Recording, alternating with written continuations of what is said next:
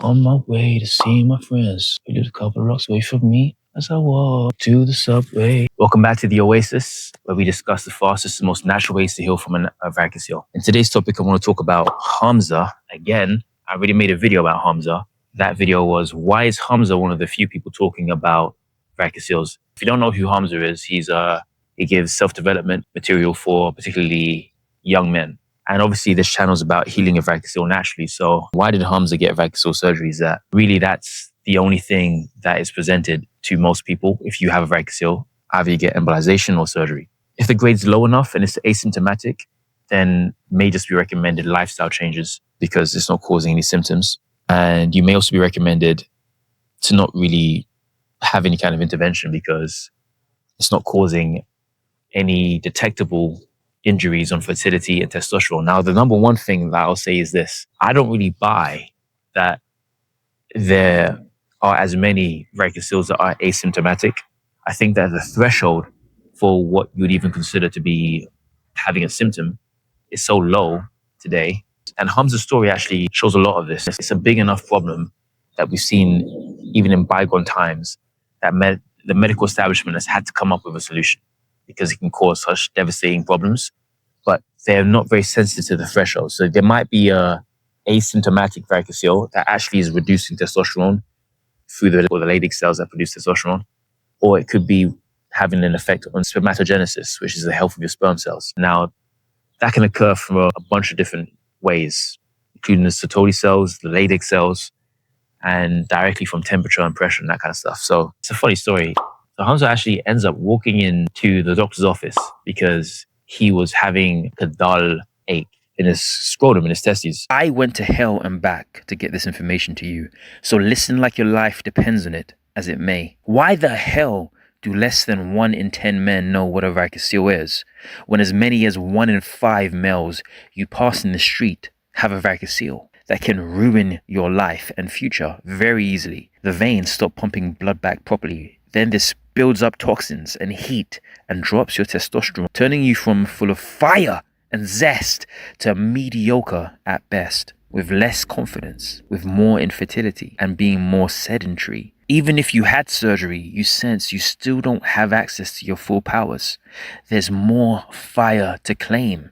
A varicocele is only a warning alarm of more of an issue that needs to be corrected mechanically. Click the link to learn more. Go on. Scroll down to the description link in this video and open the first link. I dare you to reclaim that fire. And this went on for a while.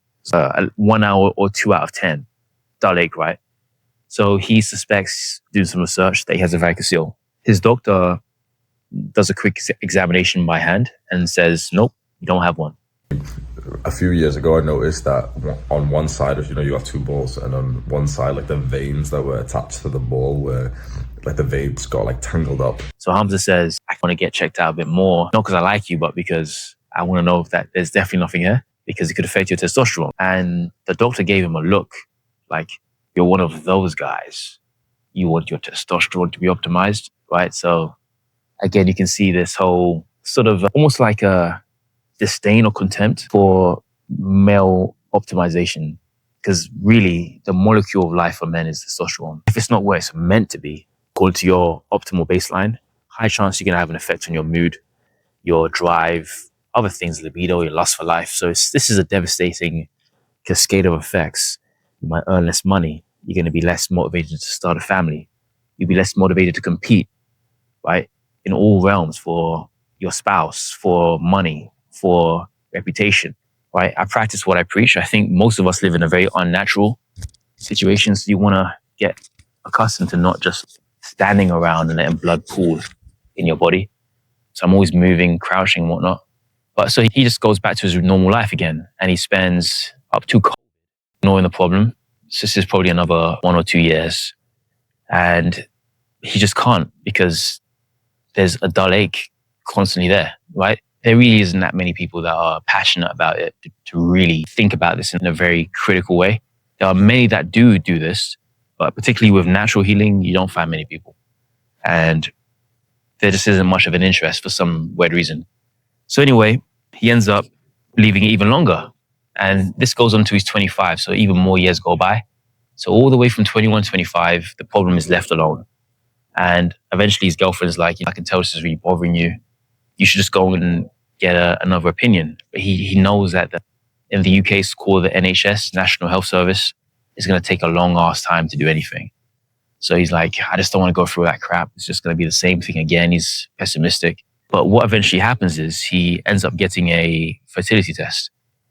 And random thing he gets done. And lo and behold, what does the fertility test? Wow, that's kind of crazy. Let's do that again. What does the fertility test show? Well, the fertility test shows that he has something we call infertility. Right? He's infertile.